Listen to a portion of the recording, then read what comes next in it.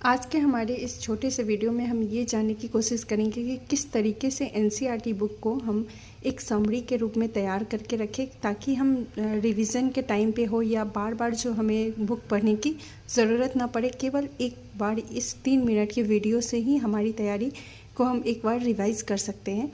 तो उसके लिए ये है कि आपको 2 फ्लो चार्ट के माध्यम से ये पूरे चैप्टर को हम लोग डिस्कस करेंगे। तो सबसे पहला है कि हमारा चैप्टर कौन सा है। तो एनसीईआरटी क्लास 7th हिस्ट्री का जो पहला चैप्टर है वो है प्रारंभिक कथन, 1000 वर्षों के दौरान हुए परिवर्तन की पड़ताल। इसको हम एक फ्लो चार्ट में देखेंगे। जो पहला हमारा है उसमें ये जो 6 पॉइंट्स आप देख रहे हैं, ये 6 पॉइंट्स ये पूरे चैप्टर का मेन हेडिंग है। जैसे पहला है आपका मैप्स, 2 मैप दिए गए हैं, उसमें आपको बताया जाएगा। दूसरा है हिंदुस्तान शब्दावली को हम लोग जानेंगे, जिसमें न्यू एंड ओल्ड टर्मिनोलॉजी के बारे में जानेंगे।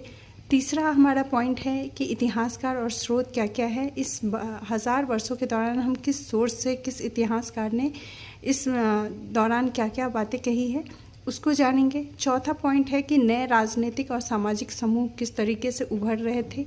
पांचवा हमारा है कि क्षेत्र, साम्राज्य और पुराने नए धर्म भी इस टाइम में हमें देखने को मिल रही थी।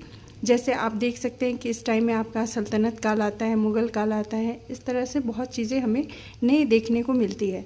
छठा पॉइंट है कि समय और इतिहास का कालखंड को भी हम जानेंगे। तो पहला सेकंड आप फ्लो चार्ट, अब एक एक टॉपिक को लेके हम लोग डिस्कस करेंगे।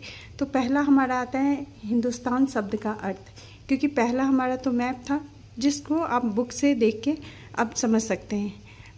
दूसरा टॉपिक को हम यहाँ पे डिस्कस करने वाले हैं कि हिंदुस्तान शब्दावली का अर्थ कैसे हम देखते हैं उस टाइम के हिसाब से। तो पहला आप देखिएगा पॉइंट कि 13वीं सदी में जो फ्रांसीसी इतिहासकार थे मिन्हाज ए सिराज, उनके अनुसार हिंदुस्तान का क्या आश्रय था। तो पहला है कि हिंदुस्तान का आश्रय था जो पंजाब, हरियाणा और गंगा का क्षेत्र था। तो उन्होंने एक भौगोलिक स्थिति के बारे में बताया कि ये क्षेत्र जो है वो हमारा हिंदुस्तान कहलाता है। दूसरा जो राजनीतिक अर्थ था उनके हिसाब से वो था दिल्ली सल्तनत के अंतर्गत का भू क्षेत्र। दूसरा देखिए कि 16वीं शताब्दी में बाबर के अनुसार हिंदुस्तान का अर्थ क्या था कि उपमहाद्वीप के पशु, पक्षी और संस्कृति और भूगोल के रूप में उन्होंने देखा। तीसरा पॉइंट है कि 14वीं सदी में अमीर खुसरो के अनुसार हिंदुस्तान भौगोलिक प्लस सांस्कृतिक केंद्र था।